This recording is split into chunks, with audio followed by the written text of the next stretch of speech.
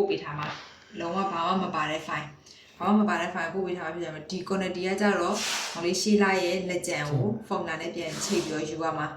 အဲ့နော်ရှေ့လိုက်ရဲ့လက်ကျန်ကို formula နဲ့ချိန်ယူပါမယ်ပြီးလို့ရှိရင်ဒီရန်ကုန်ဒီ error accessory ရန်ကုန်အောက်ဆိုတဲ့အကွက်ကကြတော့ပစ္စည်းအသစ်ပေါ့နော်အမတို့ဘက်ကနေ order ချပေးလိုက်တဲ့ပစ္စည်းအသစ်တွေကမှ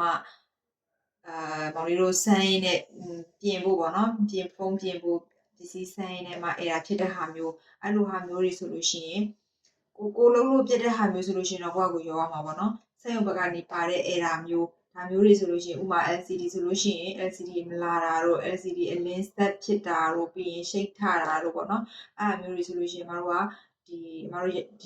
ီဇုံဘက်ကိုပြန်ပြီးတော့အတစ်ပြက် error အနေနဲ့ပြန်ပြီးတော့ပို့ပေးရမယ်အဲ့လိုပို့ပေးလိုက်ပြီဆိုလို့ရှိရင်မောင်လေး CIPC လေးပို့ပေးရမယ်ပြီးရင်ဒီမှာလဲစရင်းအနေနဲ့ကအထွက်တစ်ခုပြရမယ်မိန်ဘုတ်တွေပါဆိုလို့ရှိရင်လည်းဒီတိုင်းပဲမတို့စမ်းတဲ့အချိန်မှာပါဝါမလာတာတို့ဆင်းလိုက်မတက်တာတို့ပေါ့နော်ဟို engineer လို့ပြတ်တာမျိုးမဟုတ်ဘဲနဲ့ကိုလို့ပြတ်တာမျိုးမဟုတ်ဘဲနဲ့ဒီလိုစက်ရုံဘက်ကပါတဲ့ error မျိုးဆိုလို့ရှိရင်မတို့ဘက်ကိုပြန်ပို့ပေးရမယ်အဲ့ဟာလည်းမောင်လေး error တွေ့ပြီဆိုတာနဲ့လေဟိုမောင်လေးစီမှာအကြိုက်မထားဘူးတစ်ပတ်အတွင်းမတို့ဘက်ကိုပြန်ပို့ပေးမတို့ကလည်း IPC ရဲ့ error နဲ့စက်ရုံဘက်ကိုပြန်ပြီးတော့ feedback ပြန်တင်ရမှာဒီ PC ကတော့ဒီလို error မျိုးတွေပါတယ်နောက်ပိုင်းစက်ရုံဘက်ကလည်းနောက်ပိုင်းသူတို့ထုတ်တဲ့ဟာမှာဒီ error ကိုသူတို့ပြန်ပြီးတော့စစ်ဆေးပြီးတော့ဟိုပြုပြင်လို့ရအောင်ပေါ့နော်သူတို့ဘက်က feedback မှာတော့ပြန်ပြီးတော့တင်ပြရတယ်ပြဿနာကဒီ error accessory ရန်ကုန်အောက်ဆိုတာကကျတော့အဲ့လိုအသစ်ပြက်ဟာတွေပြန်ပို့ရင် return ပြန်ပို့ရင်အထွက်ပြရတာပြီးရင်ဒီ extra accessory ရန်ကုန်အောက် extra accessory ရန်ကုန်အောက်ကကြတော့မတို့ပစ္စည်းအကောင့်တွေမတို့နေတွေကိုမတို့က order တွေချပေးထားတယ် order ချပေးထားတဲ့ဟာတွေကိုတဲကမှမသုံးဖြစ်တဲ့ဟာတွေပေါ့နော်ဥမာ3လစတိုက်4လစတိုက်တော့မသုံးဖြစ်ဘူးပြီးရင်မောင်လေးနာမှာကအဲ့ပစ္စည်းတွေကအမောက်တွေအများများနေတယ်ပေါ့နော်အဲ့လိုမျိုးဆိုလို့ရှိရင်မတို့ဘက်ကနေပြီးတော့ပြန်ပြီးတော့တောင်းတယ်အဲ့လိုပြန်တောင်းတဲ့ဟာတွေဆိုလို့ရှိရင်ပစ္စည်းအကောင့်တွေအနေနဲ့ပြန်တောင်းတာအဲ့လိုပြန်တောင်းတဲ့ထဲမှာလေအမတို့တောင်းတဲ့ထဲမှာအကောင့်တွေနဲ့တောင်းတာဖြစ်ကြမလို့ပစ္စည်းအကောင့်တွေပဲပြန်ပေးရမယ်အဲ့တောင်းတဲ့ထဲမှာဟို error အနေနဲ့ပါလာတဲ့ဟာမျိုးတွေဆိုလို့ရှိရင်ကြတော့အဲ့ဒါမောင်လေးတို့ service ဘက်ကတောင်းပေါ့နော် store ကိုင်းတဲ့သူရဲ့တောင်းပေါ့မတို့ကဒီပစ္စည်းကိုအကောင့်အနေနဲ့မယူအစုပ်ဆိုမကောင်းဆိုလို့ရှိရင်မတို့အပြက်အနေနဲ့ယူပြီးတော့အဲ့ဒါကိုမောင်လေးတို့ဘက်ကနေပြီးတော့ရောရလိမ့်မယ်အဲကြောင့်မို့မတို့ဘက်ကိုပြန်ပေးပြီဆိုလို့ရှိရင်လုံးဝကောင်းမကောင်းတစ်ခါတည်းစစ်ပြီးတော့မှပြန်ပို့ပေးပြီးလို့ရှိရင်အဲ့ပစ္စည်း extra ပစ္စည်းတောင်းတဲ့ခါကျလို့ရှိရင် parking တွေပဲပေါ့နော်အထူးသဖြင့် parking တွေကိုပဲရွေးပြီးတော့မတို့ဘက်ကိုပြန်ပို့ပေးဘာလို့လဲဆိုတော့မတို့ဒီဘက်မှာကျတော့ပြန်ပြီးတော့စမ်းဖို့အတွက်ပေါ့နော်စမ်းဖို့အတွက် engineer မရှိဘူးပေါ့နော် engineer မရှိတဲ့ခါကျတော့မတို့ကဒီပစ္စည်း parking ဟာမျိုးပဲမတို့ဒီဘက်မှာဒီရေတွက်နဲ့ကုန်းနံပါတ်နဲ့စစ်ပြီးတော့ပဲအဝင်သွင်းရတာပေါ့နော်တကယ်လို့ error ဟာတွေပါတယ်ဆို sorry parking အပွင့်ဟာတွေပါတယ်ဆိုလို့ရှိရင်လည်းမောင်တို့ဘက်ကနေပြီးတခါတည်းစကန်တွေလို့ရှိရင်ဒီပစ္စည်းကောင်းကောင်းတွေပဲတခါတည်းစစ်ပြီးတော့မောင်တို့ဘက်ကိုပြန်ပို့ပေးပေါ့နော်ပစ္စည်းအသေးအမွှားလေးတွေဆိုလို့ရှိရင်လည်းတခါတည်းမောင်တို့ဘက်ကနေပေးသလိုမျိုးပဲကုန်းနံပါတ်တွေပါပြီးသားတွေဖြစ်ကြမယ်ကုန်းနံပါတ်တွေတေချာကတ်ထားပြီးတဲ့ဟာမျိုးပဲမောင်တို့ဘက်ကိုပြန်ပြီးတော့ပို့ပေးရမယ်ပေါ့နော်ပြီးနောက်တစ်ခုကကြတော့အဲ့လိုဟာတွေ return ပြန်တောင်းလို့ဆိုလို့ရှိရင်ဒီကွက်မှာထွက်ပြရမှာနောက်တစ်ခုကကြတော့နေချင်းတဲ့ဟာပေါ့နော်တခြားနေကိုမတို့ကဒီရုံကျုံမှာပစ္စည်းပြက်နေလို့မောင်လေးတို့စီမှာမောင်လေးစီမှာတော့ပစ္စည်းကအဲ့တစ်ခုကရှိတယ်တခြားနေမှာ customer ရှိနေလို့မောင်လေးစီကနေပြီးတော့ပို့ခိုင်းတာပေါ့နော်အဲ့လိုမျိုးဆိုလို့ရှိရင်လည်းဒီ extra အခွက်မှာမတို့ကိုအထွက်ပြပေးရမယ်ပြီးလို့ရှိရင်ကိုပေးလိုက်တဲ့နေရဲ့နေပေါ့နော်ပေးလိုက်တဲ့ရက်နဲ့ကိုနေပေးလိုက်တဲ့နေကိုဒီမှာ insert comment ထည့်ပေးထားရမယ်အဲ့မှာမတို့ကစီးရင်ပြင်ပြီးတော့စစ်တဲ့ခါကြလို့ရှိရင်ဒီတစ်ခုက order ဒီနေကိုငါပေးထားတာပဲဖြစ်ပြီးတော့စီးရင်ပြန်စစ်တဲ့ခါမှာပြန်ကြည့်လို့ရတာပေါ့နော်အဲ့ဆိုဒီ၃ဘက်ကိုရမယ်နော်ပြီးရင်ဒီရန်ကုန်အင်းကကြတော့အမတို့ဒီရုံချုပ်ကနေပြီးတော့မတို့ဘက်က order မှာတဲ့ပစ္စည်းကို order ချပေးလိုက်တယ် order ချပေးတဲ့အချိန်မှာပစ္စည်းတွေရောက်လာပြီဆိုလို့ရှိရင်မောင်လေးက IPC တွေကိုပါလာတဲ့ voucher စာရွက်နဲ့ကုန်းနံပါတ်တွေနဲ့အရေးအတွက်တွေနဲ့ကိုက်တွေကိုစစ်မယ်စစ်ပြီးဆိုလို့ရှိရင်ဒီရန်ကုန်အင်းဆိုတဲ့အကွက်မှာအဝင်သွင်းရမယ်အဲ့ဒါကြတော့ရန်ကုန်အင်းဆိုတဲ့အကွက်မှာအဝင်သွင်းတာကြတော့မောင်လေးကိုမှားလိုက်တဲ့ date တိုင်းပဲအဝင်သွင်းရမယ်ဥပမာမောင်လေးမှားလိုက်တာကဒီ9လပိုင်း2ရက်နေ့မှာ order မှာတယ်ပစ္စည်းရောက်တာကဥမာ9လပိုင်း9ရက်နေ့ကျမှပစ္စည်းရောက်တယ်ဒါပေမဲ့သူကသူဘယ်နေ့ပဲရောက်ကိုမှားလိုက်တဲ့ date မှာပဲမတို့ကအဝင်သွင်းပေးရမယ်ကိုမှားတာ2ရက်နေ့က order ဖြစ်ကြလို့2ရက်နေ့မှာပဲအဝင်သွင်းပေးရမယ်ဘာဖြစ်လဲဆိုတော့မတို့ကတကယ်လို့ဒါမောင်လေးကရောက်တဲ့ date မှာအဝင်သွင်းနေဆိုလို့ရှိရင်2ရက်နေ့က order ကို9ရက်နေ့ရောက်လို့9ရက်နေ့မှာအဝင်သွင်းနေဆိုရင် တို့က9ရက်နေ့မှာလည်း order ထပ်မှာထားတာရှိတယ်ဆိုလို့ရှိရင်မောင်လေးရဲ့ဒီ9ရက်နေ့မှာအဝင်တွေကမှားသွင်းထားတာမျိုးဆိုလို့ရှိရင်တို့ကမောင်လေး9ရက်နေ့မှာမောင်လေးအဝင်ဒီဥစ္စာမှားသွင်းထားတယ်ဒါမျိုးဆိုလို့ရှိရင်မောင်လေးက9ရက်နေ့မှာဖြစ်တဲ့ကြောင့်9ရက်နေ့ကမှားထားတဲ့ order အတွက်မှားတာလားဒါမှမဟုတ်9ရက်နေ့မှာရောက်တဲ့ဟာကိုမှားတာလားဆိုတာမတို့အတွက်ပြန်ပြီးတော့ရှာရတယ်ပေါ့နော်အဲ့လိုရှာရတာခက်တယ်အားကြောင့်မလို့ဘယ်နေ့ပဲရောက်ကိုမှားလိုက်တဲ့ date ပဲဒီ9ရက်2ရက်နေ့မှာပဲလာပြီးတော့အဝင်သွင်းပေးရမယ်ပြီးရင်ဥမာလာကုန်ကန်ဒီမှာမောင်လေး order မှားတဲ့ဟာတွေပေါ့နော်ဥမာလာကုန်ကန်ဒီ29ရက်နေ့မှာမောင်လေး order မှားတဲ့ထားအဲ့ဒါဆိုလို့ရှိရင်ပစ္စည်းကဘယ်လိုပဲဖြစ်မောင်လေးစီကိုလာကုန်ပြီးတော့မှဥမာ6လပိုင်း3ရက်နေ့မှရောက်တယ်ပဲထားအဲ့ဒါဆိုလို့ရှိရင်လည်းဒီ9လပိုင်းမှာပဲလာပြီးတော့ပြန်ပြီးတော့အဝင်ပြန်သွင်းပေးရမယ်9လပိုင်းမှာပဲအဝင်ပြန်သွင်းပေးပြီးတော့မောင်လေးရဲ့6လပိုင်း8လက်ကျန်တွေကိုတော့ပြန်ပြီးတော့ဒီအဝင်ပြန်ပြီးအဝင်သွင်းပြီးသားဒီ update total လက်ကျန်ကိုပြန်ပြီးတော့ဒီ6လပိုင်းရဲ့ရှေ့ကုန်တဲ့ဒီမှာပြန်ပြီးတော့ formula ပြန်ချိန်ပေးရမယ်နားလည်လားမဟုတ်ဘဲနဲ့မောင်လေးကဒီ29ရက်နေ့ကဒီရောက်တဲ့ order တွေအရင်ဆုံးကတော့မောင်လေးက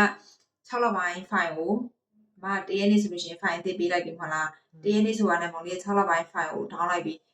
ဆိုလို့ရှိရင်လက်ရှိတဲ့အရေးအတွက်အတိုင်းဒီ9လပိုင်းရဲ့နောက်ဆုံး total လက်ကျန်ကိုလက်ရှိတဲ့ဟာအတိုင်းမောင်လေးရှေ့လက်ကျန်ယူထားမှာပဲ6လပိုင်း file မှာလေဒါ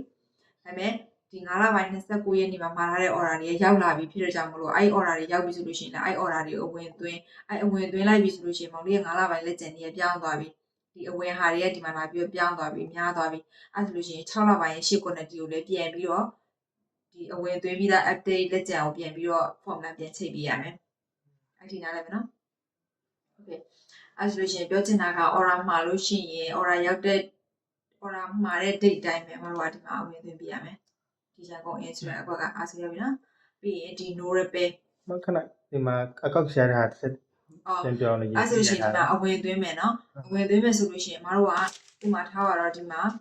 9လပိုင်း10ရက်နေ့ order 9လပိုင်း10ရက်နေ့ order ဒီမောင်လေးစီကိုဥမာ15ရက်နေ့9လပိုင်း15ရက်နေ့မှာပစ္စည်းရောက်တယ်အဲ့ဆိုလို့ရှိရင်မတို့ကဒီမှာပစ္စည်းတွေရောက်ပြီးပေါင်ချန်နယ်ဘက်နဲ့ပေါ့နော်ဒီ9လပိုင်း10ရက်နေ့မှာပဲအဝင်မတို့ကတော့ပြီးသွင်းပြရမှာအဲ့ဆိုလို့ရှိရင်အရင်ဆုံးဒီ file ဒီတိုင်းပဲเนาะဒီ file မှာမောင်လေးဒီအပေါ်ဆုံးကခေါင်းစဉ်ကိုမတို့ဆက်လက်ပေးလိုက်ဒီညားနဲ့เนาะညားနဲ့ဘေးကနေဆက်လက်ပေးပြီးတော့ဒီမှာ data တွေကနေပြီးတော့ filter ဆိုတာရှိရယ်အဲ့ filter လေးကိုထောက်လိုက်ထောက်ပြီးဆိုလို့ရှိရင်မတို့ကကုတ်နံပါတ်ကိုတည်ပြီးသားဖြစ်တဲ့ကြောင့်မလို့ကုတ်နံပါတ်နေရာကနေပြီးတော့မတို့ filter နဲ့ရှာမှာဒီညားလေးတွေဒီညားအဖြူလေးကိုထောက်လိုက်ထောက်ပြီးဆိုလို့ရှိရင်ဒီမှာ all select ကိုဖျောက်လိုက်ပြီးရင်မောင်လေးရှာခြင်းနဲ့ကုတ်နံပါတ်ကိုရိုက်ချလိုက်ဥမာ490 88ဒီလောက်ရှာညတော့မတို့ကဒီမှာကုတ်နံပါတ်သိရကွာကုတ်နံပါတ်သိရဆိုရှင်မောင်လေးဒီမှာကုတ်နံပါတ်နဲ့ရှာလိုက်ဒီ90 88အဲ့ဆိုလို့ရှိရင်ဒီမှာကိုရှာတဲ့ကုတ်နံပါတ်တစ်ခုပဲကြာမှာ okay ကိုနှိပ်လိုက် okay နော်အဲ့ဆိုလို့ရှိရင်ကိုရှာတဲ့ကုတ်နံပါတ်ကိုပဲကြာတာဖြစ်တဲ့ကြောင့်မလို့မောင်လေးတခြားကုတ်နံပါတ်တွေမှာသွားပြီးတော့မှားပြီးသွင်းကြရတော့မရှိတော့ဘူးအဲ့ဆိုတော့ကိုထည့်ခြင်းနဲ့ဒိတ်မှာသွားပြီးတော့ဒီမှာဒါဆိုတော့မတို့ထည့်ထားနော်အမှကိုကနှစ်ခုမှာထားဆိုရှင်ဒီမှာနှစ်ခုဆိုပြီးတော့ရိုက်ထည့်လိုက်ရင်ရပြီပြီးရင်နောက်ထပ်ကုတ်နံပါတ်တစ်ခုကိုရှာမယ်ဥပမာမတို့ဒီမှာ order မှာထားတာ10ခုလောက်ရှိရဆိုလို့ရှင်10ခုတော့အဲ့လိုရှာပြီးတော့မောင်လေးထည့်ရမှာဥပမာဒီမှာ6နှစ်30နှစ်ကို304လုံး5ကိုအဲ့ဆိုရင်ဒီမှာ6နှစ်30နှစ်ကို1နှစ်3 304လုံး5ကိုအဲ့ဆိုလို့ရှိရင်ဒီမှာမောင်လေးရှာတဲ့ကုတ်နံပါတ်တစ်ခုပဲကြာလာလိမ့်မယ်ပြီးရင်တော့မှန်တော့တစ်ချက်တော့စစ်လိုက်ပါတော့ဒါမောင်လေးဒီကုတ်နံပါတ်ကဒါ A88 က LCD အဲ့ဆိုရင်ဒီမှာလည်း file မှာလည်းဒီမှာ A88 က LCD အဲ့ဆိုလို့ရှိရင်မောင်လေးမှားထားတဲ့ဟာမှန်တယ်ပေါ့နော်ကိုအဲ့လိုတော့တစ်ချက်ပြန်စစ်ကြည့်လိုက်ပါတော့အဲ့ဆိုလို့ရှိရင်မတို့ကဒီမှာ10ရက်နေ့မှာမောင်လေးမှားထားတာ3ခုပြကြမလို့3ခုလာပြီးတော့အဝင်သွင်းလိုက်ရမယ်နော်ပြီးရင်နောက်ထပ်ကုတ်နံပါတ်တစ်ခုထပ်ရှာမယ်အဲ့လိုပဲ6နှစ်30နှစ်3 339 255အဲ့ဆိုရင်6နှစ်30နှစ်3 339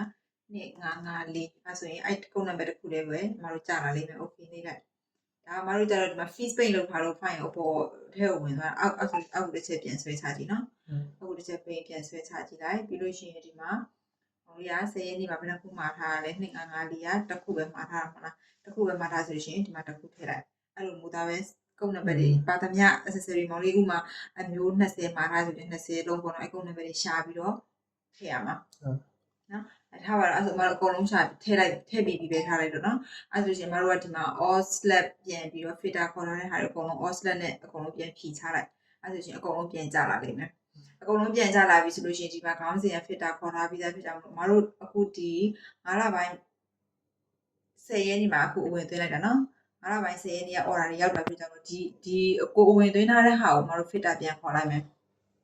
ဒီလားဒီမှာမောင်လေးဒီအဝင်သွင်းထားတာ9လပိုင်း10ရက်နေ့ရန်ကုန်အင်မှာအဝင်သွင်းထားတဲ့ဟာကိုဒီမှာ filter ပြန်ခေါ်မယ် balance တွေကိုမတို့ဖြောက်လိုက်မယ်အခုကိုအဝင်သွင်းထားတဲ့ဒီခဏန်းတွေကိုပဲမတို့ကြည့်မယ် okay နှိပ်လိုက်မယ်အဲဆိုရှင်ဒီမှာမောင်လေးအဝင်သွင်းထားတာစုစုပေါင်းဘယ်နှခုရှိလဲ၄မျိုးနဲ့စုစုပေါင်းတိုတယ်ဟာ9ခုရှိတယ်ကိုရဲ့ store file မှာတစ်ချက်ပြန်ကြည့်မယ်ကိုမှာထားတာစုစုပေါင်းဘယ်နှမျိုးရှိရလဲဒီစုစုပေါင်းတိုတယ်ရောဘယ်လောက်လဲမတို့ဘက်ကနေပြီးတော့ order ချပေးလိုက်ပြီဆိုလို့ရှိရင်မောင်လေးတို့ဒီမှာစုစုပေါင်းအရေးတော့ကိုပေါင်းပေးလိုက်မှာဒီလားဒါကြတော့မတို့10ခု order ချပေးထားတယ်အမျိုးမီက20ရှိတယ်ပေါ့နော်ဒါမျိုးဆိုလို့ရှိရင်မောင်လေးဒီမှာတွင်းထားတာက4မျိုးနဲ့9ခုပဲရှိသေးရဲ့ဒါဆိုကျန်တဲ့ဟာတွေမောင်လေးအဝင်မသွင်းရသေးဘူးနော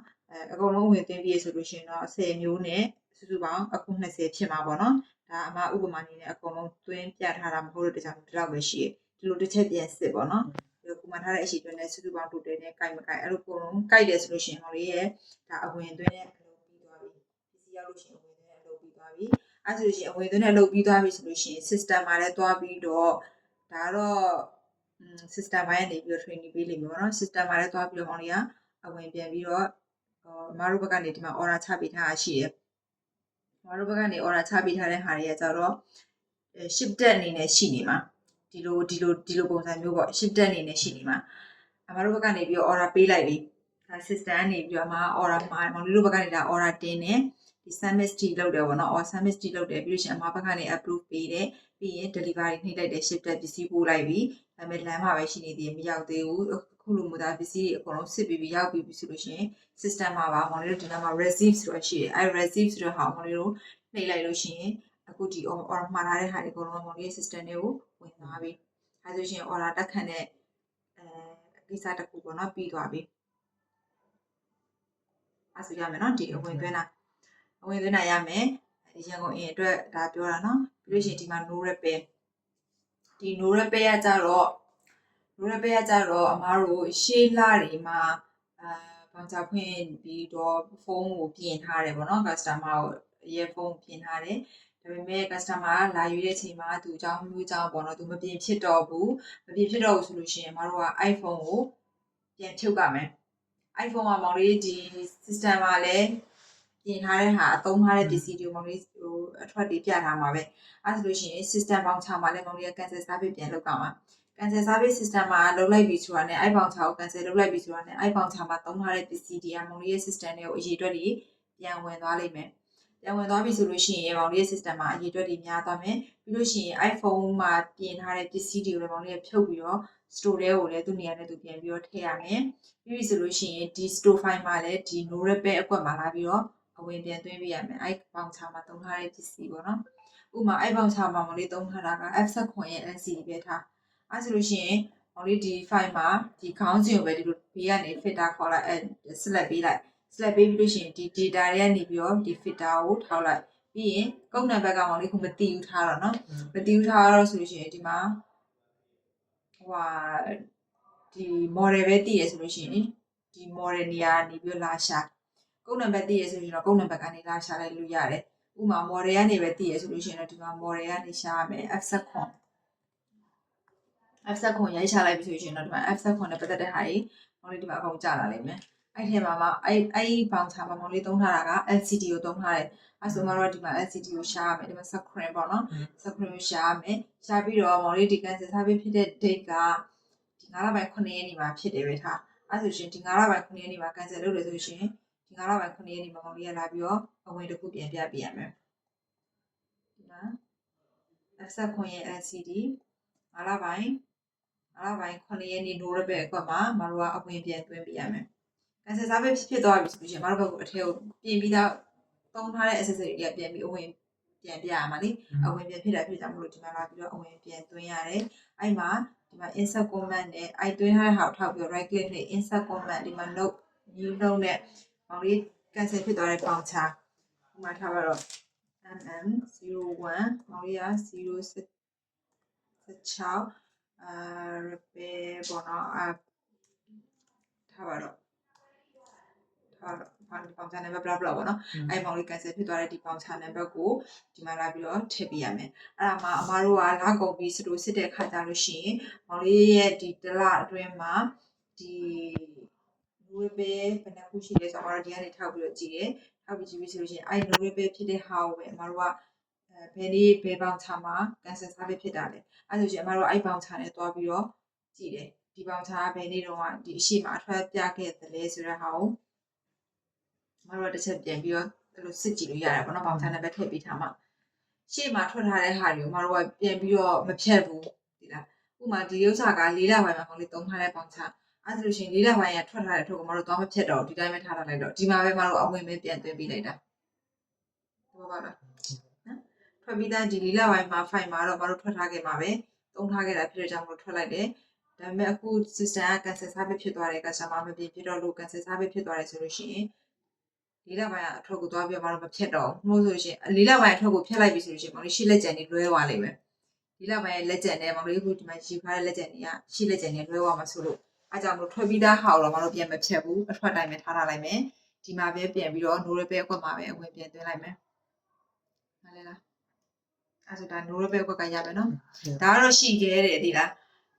customer cancel service ဖြစ်တာလေရှိတော့လည်းရှိတယ်ဒါပေမဲ့တစ်လားကိုတစ်ခုနှစ်ခုဒီလောက်ပဲရှိမယ်ဒါပေမဲ့ဒါတော့မှလတိုင်းမရှိဘူးနေ့တိုင်းလည်းအဲ့လိုမရှိဘူးဟိုနေ့တွေအကုန်လုံးပေါင်းမှဒီ3-4ခုပေါ့နော်အဲ့ဒါမျိုးပဲရှိတယ်မောင်လေးတို့ကိုနေနေကိုဆိုတချို့ဆိုရှင်ရှိအောင်မရှိဘူးကွာအဲ့လို cancel service ဖြစ်တဲ့ဟာမျိုးလေးဖြစ်ခဲတယ်အရင်ဆုံးကတော့ကိုရီးယားတော့ customer ပစ္စည်းပြင်တော့မယ်ဆိုတာနဲ့အရင်ဆုံးကတော့မတို့က customer ကို confirm ရင်ယူရတာကွာအရင်ဆုံးမောင်လေးတို့ဒီမှာဆန်းလိုက်တယ်ဆန်းလိုက်တဲ့အချိန်မှာ customer ကို confirm ယူရတာဘယ် LCD ပြင်ရမယ်ဆိုတော့ LCD battery လဲရမယ်ဆိုလို့ရှိရင်လည်း battery လဲရမယ်ဘယ်လောက်ကြာမယ်လဲမှာလား customer ရဲ့ confirm ကိုယူပြီးတော့မှမတို့ကဖုန်းမှာဒီ accessory ကိုပြင်လိုက်မယ်ပြင်ပြီးပြီဆိုတာနဲ့လည်းမတို့က system မှာလုံးဝ repair ထိပြင်ပြီးတဲ့အနေထားထိရအောင်တွားပြီးထားရမယ်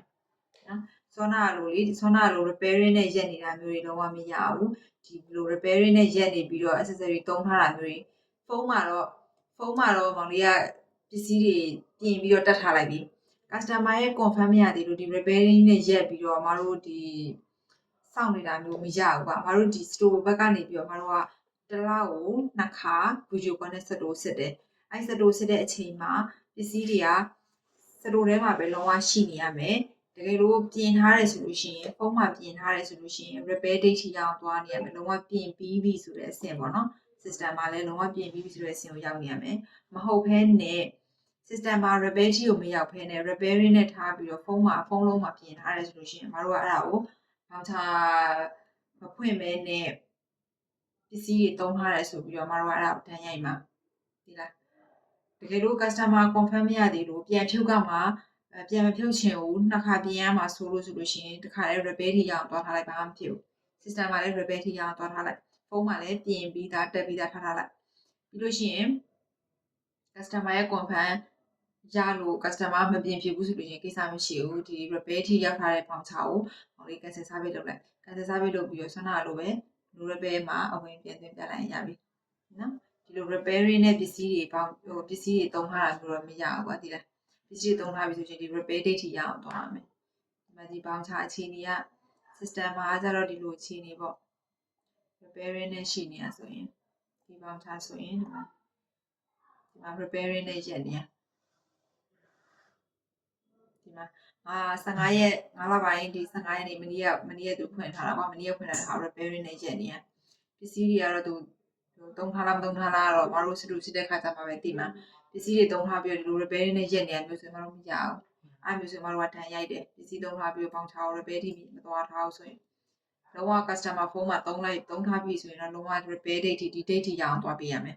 ဒီလားဒီ handover ကကြတော့ပေါင်ချပိတ်တဲ့အဆင့်ကကြတော့ customer လာရွေးမှာမဟုတ်ဘူးပေါင်ချပိတ်လို့ရမှာကွာပြင်ပြီးတဲ့အဆင့်ကတော့ဒီထီကိုတော့လုံးဝသွားထားလို့ရတယ်ဒီထီကိုသွားထားပြီးကမှမပြင်ဖြစ်တော့ဘူးဆိုလို့ရှိရင်မှပြန်ဖြုတ်လိုက်ဒါကိုလည်းဒီပေါင်ထားမျိုးလေးကို cancel စားပြီးလုပ်လိုက်ရပြီနားလဲနော်အ ရင်တော့ဖုန်းရပြီဆိုတာနဲ့မောင်လေးတို့ဒီ receipt ပေါင်ချ nostet အနေနဲ့ပေါင်ချတော့ဖွင့်ထားရမှာနော်ပေါင်ချအရင်ဆုံးဖွင့်ထားမယ်ပြီးလို့ရှိရင် customer confirm တောင်းမယ်တောင်းလို့ပြင်မယ်ဆိုလို့ရှိရင်မတို့ကပစ္စည်းထုတ်ပြီးသုံးမယ်ပြင်မယ် repair ရောက်သွားမယ် customer လာရွေးကမှမတို့ကဒီ handover ကိုနေမယ်နော်အဲဆိုလို့ရှိရင်ဒီ no repair အကွက်ဟာထည့်ရတဲ့ဟာကိုသိမယ်နော်ပြီးရင်ဒီအောက်ကကြတော့မတို့ daily မောင်လေးကိုမှစာအုပ်တော့လုပ်ခိုင်းတယ်နော်စာအုပ်တော့ထားသည်လားစတူဒီပစ္စည်းထုတ်တဲ့ဟာတွေလေ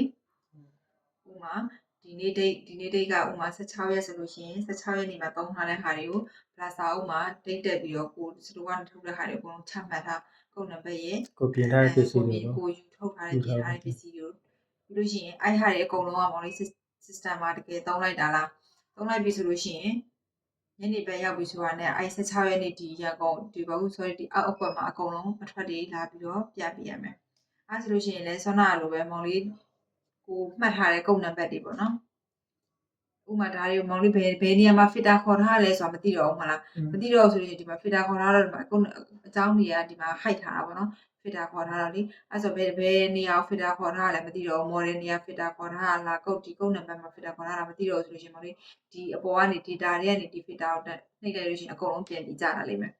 အဲ့ဆိုလို့ရှိရင်မောင်လေးကပြန်ပြီးတော့ coach ပြန်ပြီးတော့ရှာခြင်းတဲ့နေရာကို fitter ပြန်ခေါ်လိုက် fitter ခေါ်ရင်ဒီခေါင်းစဉ်ကနေပြီးတော့ပဲ select ပေးဒီမြားနဲ့နော်ဘေးကနေ select ပေးပြီးတော့ဒီမှာ data တွေကနေပြီးတော့ဒီ fitter ကိုနှိပ်ပြီဆိုလို့ရှိရင်အခုကကိုမှတ်ထားတဲ့ကုတ်နံပါတ်တွေကိုအမတို့ကအထွက်ပြမယ်ဥမာမောင်လေးမှတ်ထားတာဒီရောင်းထားတာထားပါတော့2180 2180 428 2180 428အဲဆိုရင် USB key ပဲပေါ့နော် USB key ပဲမောင်လေးဒီ16ရက်နေ့မှာရောင်းထားတယ်ဆိုရင်ဥမာဘယ်နှခုရောင်းထားလဲဥမာ3ခုရောင်းထားတယ်ဆိုလို့ရှိရင်ဒီအောက်ဘက်မှာ3ခုဒါကိုရဲ့ဒီစာအုပ်မှာမှတ်ထားတဲ့ဟာပေါ့နော်မှတ်ထားတဲ့ဟာမောင်လေးဒီမှာလာပြီးတော့အထွက်ပြလိုက်အထွက်ပြရမယ်ပြီးရင်နောက်တစ်ခုဥမာကိုနောက်တစ်ခုက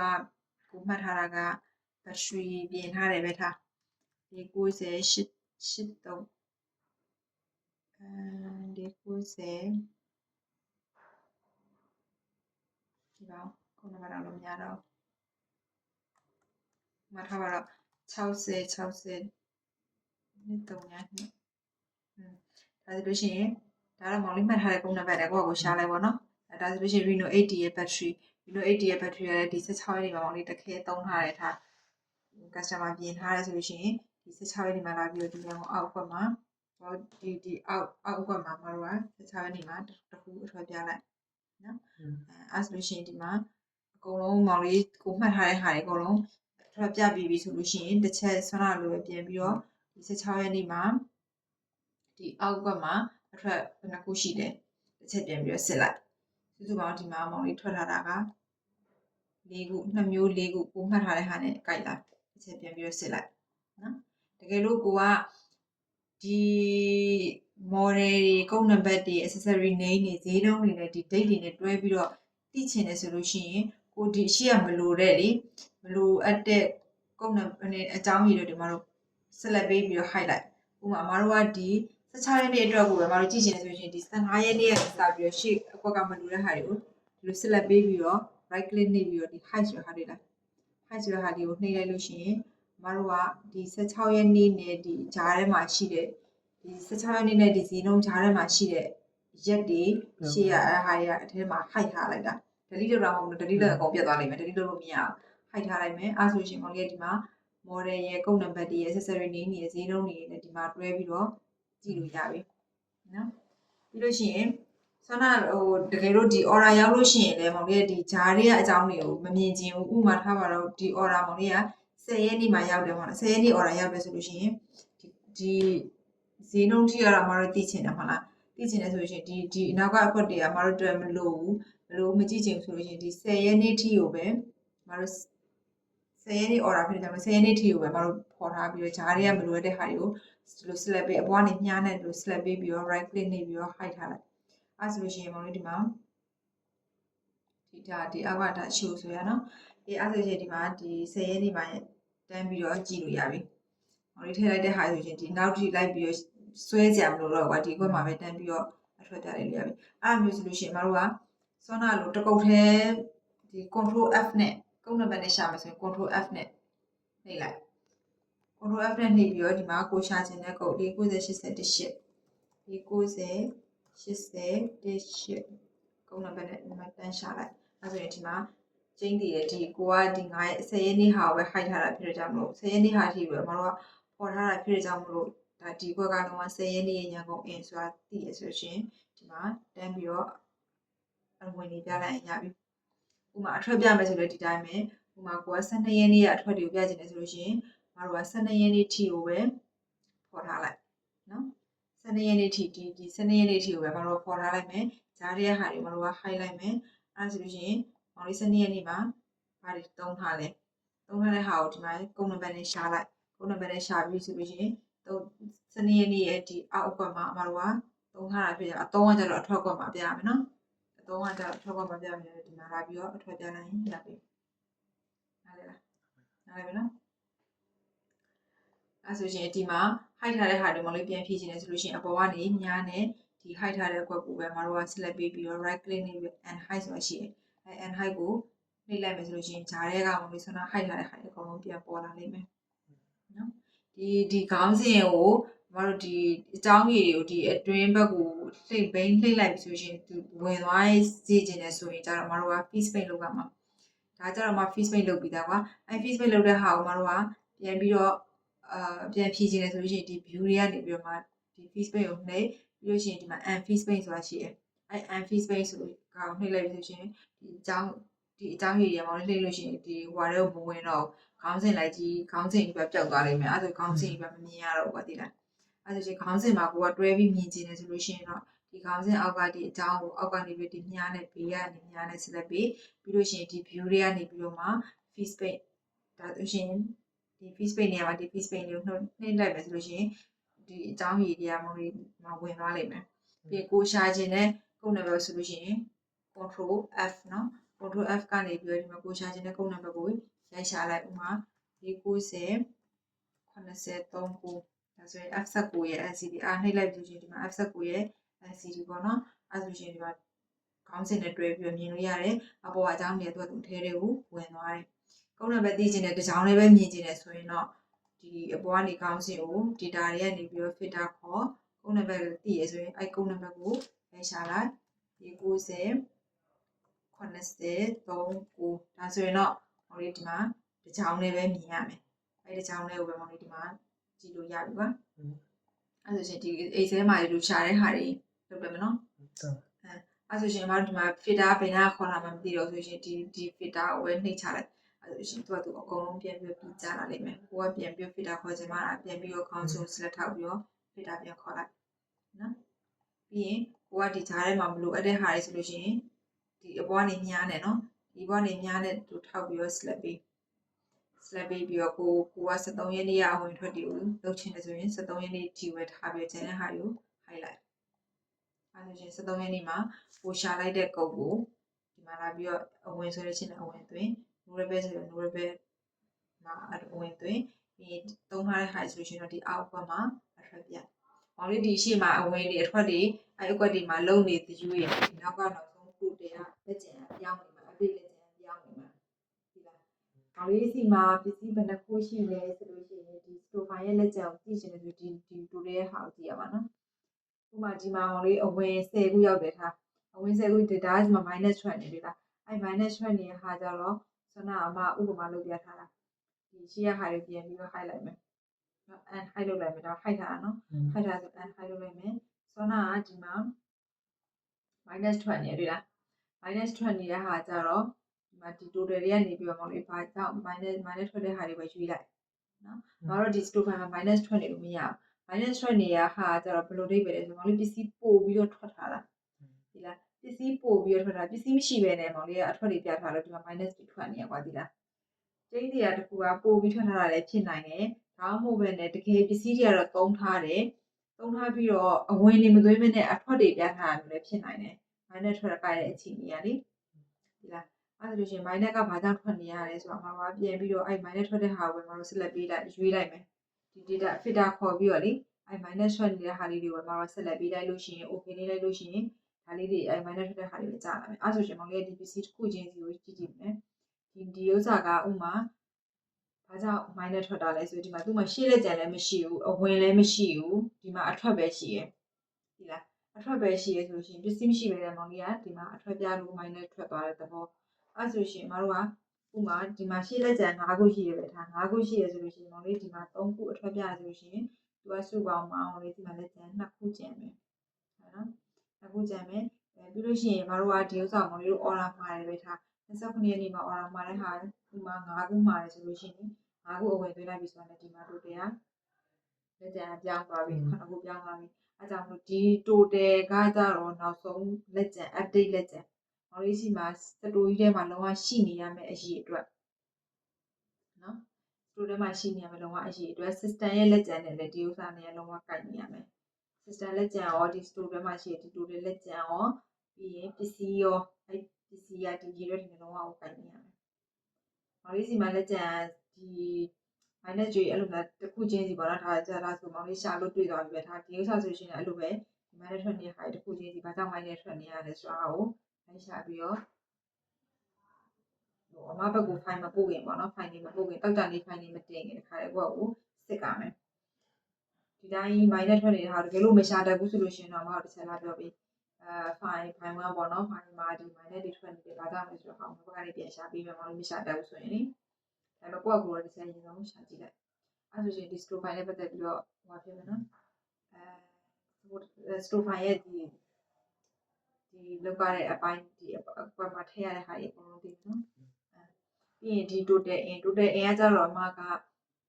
ဒီရန်ကုန် in ဆိုတဲ့အကွက်ဟာတွေကိုလိုက်ပေါင်းထားတာဒီရန်ကုန် in ဆိုတဲ့ဒီအဝါကွက်တွေလေအဲ့ဒါတွေအကုန်ပေါင်းထားတာအဲ့ဒါကြတော့မောင်လေးတို့ဒီလမှာမောင်လေး order မှားထားတာစုစုပေါင်း total ဘယ်နှခုရှိထားလဲဘယ်ပစ္စည်းကဘယ်နှခုရှိထားလဲဆိုတော့ဟာမောင်တို့ကဒီမှာအကုန်တန်းပြီးတော့ကြည့်လို့ရအောင်လို့ဒီမှာလာပြီးတော့ပေါင်းပေးထားတာပြီးရင်ဒီ repair total out ဆိုတာကကြတော့ဒီအောက်အခွက်လေးဒီအစိမ်းခွက်တွေမောင်လေးတို့အသုံးတွေအထွက်ပြထားတဲ့အခွက်တွေကိုအမကဒီမှာလာပြီးတော့ပေါင်းထားတာအဲ့ဆိုလို့ရှိရင်ဘာဖြစ်လို့ပေါင်းထားလဲဆိုတော့အမက system ရဲ့အသုံးနဲ့မောင်လေးဒီမှာ store file မှာသုံးထားတဲ့အသုံးတွေနဲ့ကိုက်မကိုက်စစ်လို့စစ်တဲ့အခါကျလို့ရှိရင် system နဲ့စစ်တဲ့အခါကျလို့ရှိရင်အမဒီဟာနဲ့စစ်တာဖြစ်လို့ကြောင့်မလို့လေမောင်လေးထွက်ထားတာမှန်မှန်ပေါ့နော် store file မှာသုံးထားတဲ့ဟာနဲ့မှန်မှန်ကြတော့အမဒီဟာကွက်ကိုယူတယ်ဒီမှာပေါင်းထားတဲ့ဟာတွေကိုယူတယ်ပြီးရင်ဒီ no repair ရကြတော့လဲစမဒီအကွက်လေဒီ no repair ကွက်တွေကိုပဲမပေါင်းထားတာစုစုပေါင်းလေးတို့ဒီလမှာ no repair ဘယ်နှခုရှိထားလဲဆိုတော့ဟာကိုဒီလိုတွေကနေပဲမကြည့်ရအဲ့ဆိုရမယ်နော်ဒါကြတော့9ရက်စာအသုံးအမတို့တွက်ထားတာ9ရက်စာအသုံးဆိုတာကြတော့အခုလက်ရှိနေတဲ့ရက်က9ရက်မှာသုံးခဲ့တဲ့အသုံးကိုအမတို့တွက်ထားတာအခုအမတို့လက်ရှိရောက်နေတာ16ရက်ဆိုလို့ရှိရင်9ရက်ဆိုရင်1 2 3 4 5 6 9ရက်နေ့ကနေ9ရက်နေ့ထိ15ရက်နေ့ထိသုံးထားတဲ့အသုံးဒီ total ဒီ9ရက်စာအသုံးကကြတော့လေအခုလက်ရှိရောက်နေတဲ့ရက်9ရက်အသုံးကိုပဲမတို့ယူထားတာအဲဆိုလို့ရှိရင်ဒီဟာကြတော့အမတို့ဒီ point ဖြစ်တဲ့ကြောင့်မလို့မောင်လေးတို့အဲ9ရက်စာအသုံးနဲ့ဟိုမှ10ရက်စာနဲ့တွက်ပေးထားတာ10ရက်စာနဲ့တွက်ပြီးတော့စုစုပေါင်းဒီ total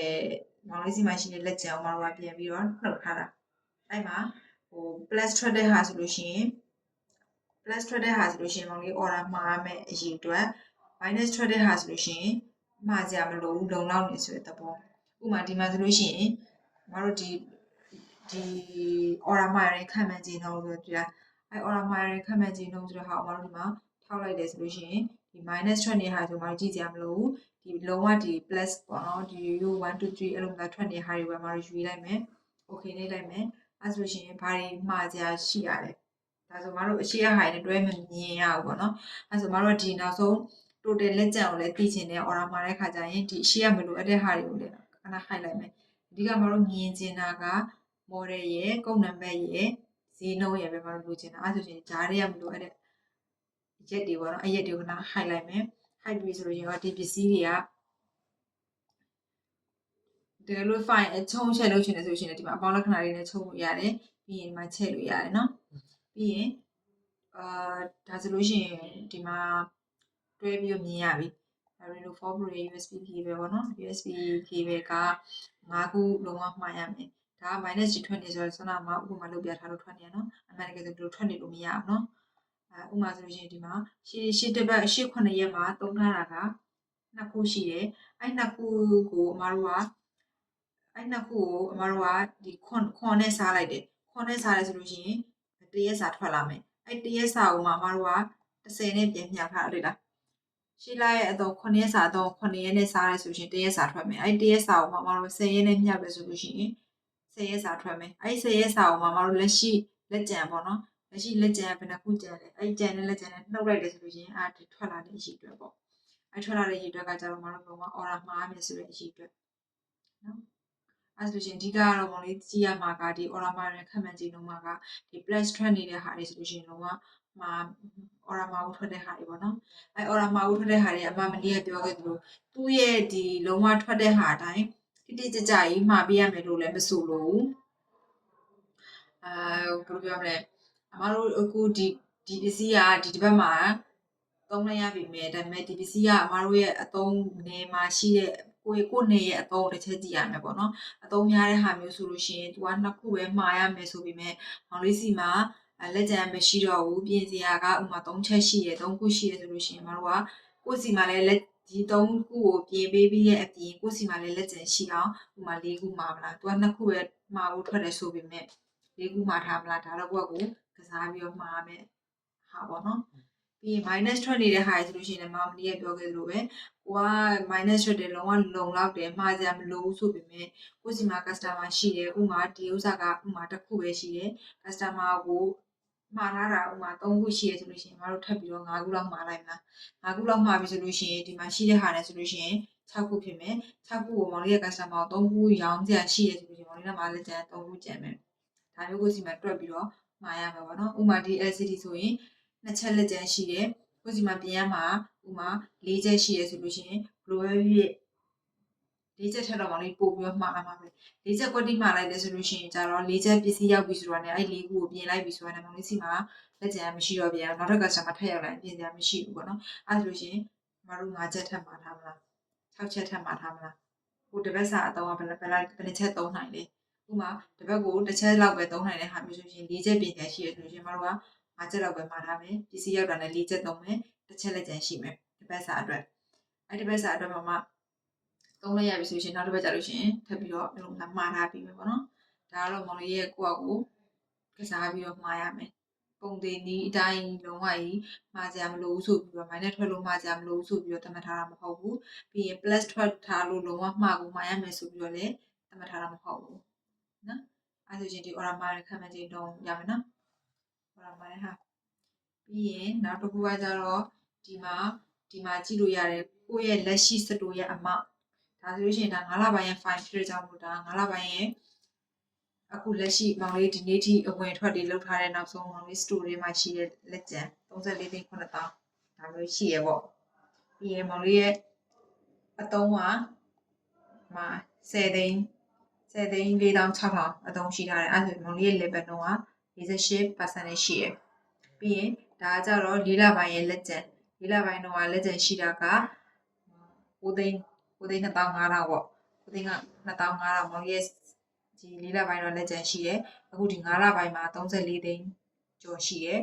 အဲ့ဒါရဲ့ကြတော့ဂျားထဲမှာကောင်လေး order ကြီးမှာထားတာကြီး order မှာထားတာကြီးရှိတယ်